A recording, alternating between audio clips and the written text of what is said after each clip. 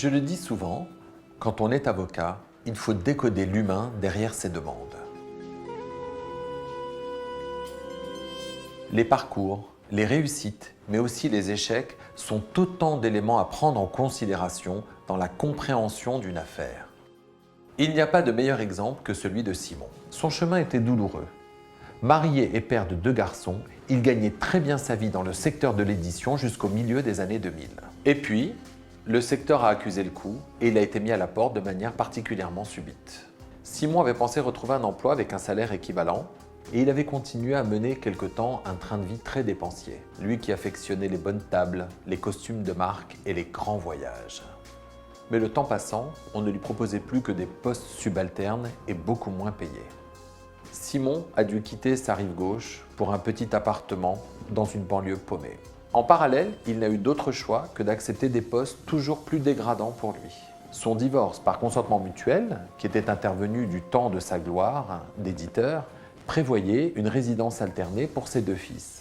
Mais son ex-femme, qui était dans une situation financière autrement plus florissante, a décidé d'engager un procès pour récupérer la garde totale des enfants. À mesure que la procédure suivait son cours, la situation de mon client devenait de plus en plus critique.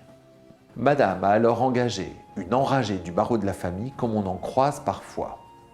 J'ai reçu un homme brisé, humilié, qui cherchait à travers ses enfants à maintenir les apparences. Je l'ai d'abord raisonné. Ces garçons allaient entrer dans une période de leur vie qui allait nécessiter un investissement financier important et un cadre stable. Il fallait se montrer raisonnable. Simon ne tenait plus la route. Mais je me suis fait un devoir de plaider son histoire, son vécu et d'une certaine façon de le sortir grandi de cette situation. J'ai plaidé en humanité. Une plaidoirie sans effet de manche, mais où j'ai mis mes tripes pour dire l'indicible. Depuis 3 ans, cet homme n'avait eu que des coups durs, des chutes, des procès, des huissiers, des déceptions, des humiliations. Alors qu'il était à terre, j'ai fait son éloge.